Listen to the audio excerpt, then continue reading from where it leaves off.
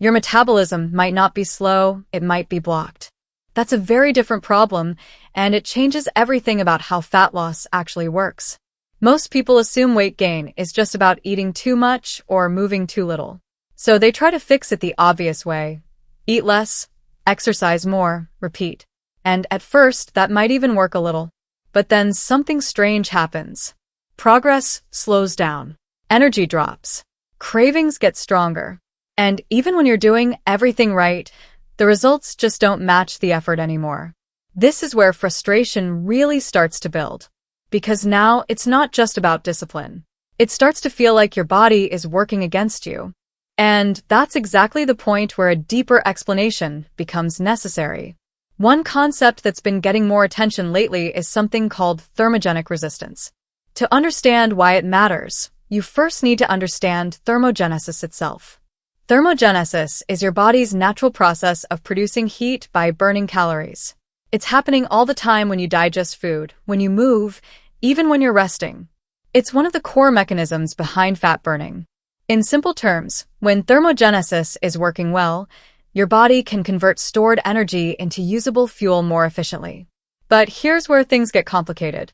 For many people, especially as they get older, this system doesn't just slow down. It becomes less responsive. That's what thermogenic resistance refers to. It's not just that your metabolism is slower.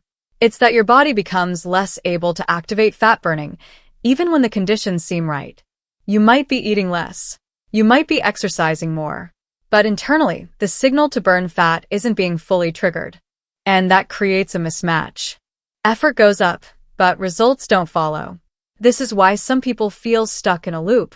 They try new diets. They switch workout routines. They cut calories further. But each time, the return on effort gets smaller. Over time, this doesn't just affect weight, it affects energy, motivation, and even how you relate to food. Because when your body isn't efficiently converting fuel, it often compensates in other ways. Cravings can increase. Energy can drop, especially in the afternoon. And simple habits like late-night eating can become harder to control, not necessarily because of willpower, but because of underlying biological signals. This is where most surface-level explanations fall short. They focus on behavior, but ignore the structure behind it. It's like trying to fix a car by pressing the gas pedal harder without realizing the engine isn't responding properly. At some point, you have to look under the hood. And this is where the idea of thermogenic resistance becomes useful not as a buzzword, but as a way to reframe the problem. Because if the issue isn't just doing more, then the solution isn't just trying harder. It becomes a question of restoring responsiveness, helping the body re-engage with processes it's no longer activating efficiently. Now, that doesn't mean there's a single switch you can flip overnight, but it does shift the focus. Instead of only asking, how do I burn more calories? The better question becomes, why isn't my body responding the way it should? That's a much more structural question. And it opens the door to approaches that go beyond restriction and intensity.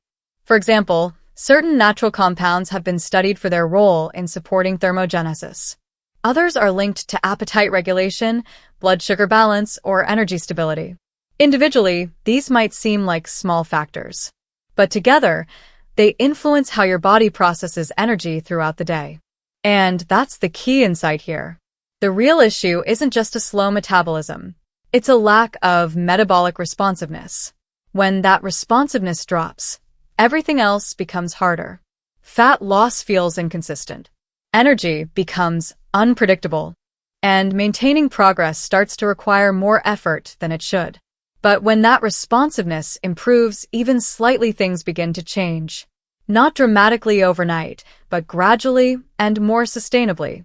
Energy feels more stable. Cravings become more manageable.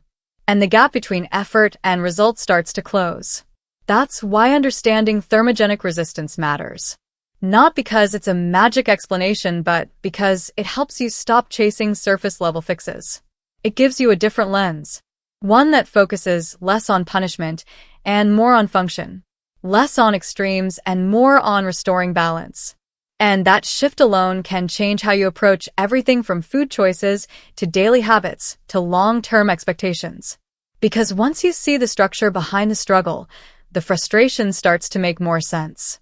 And when something makes sense, it becomes easier to work with, not against. If you want to go deeper into this, there's a structured breakdown in the description that explains how this mechanism connects to real-world strategies and what to pay attention to moving forward.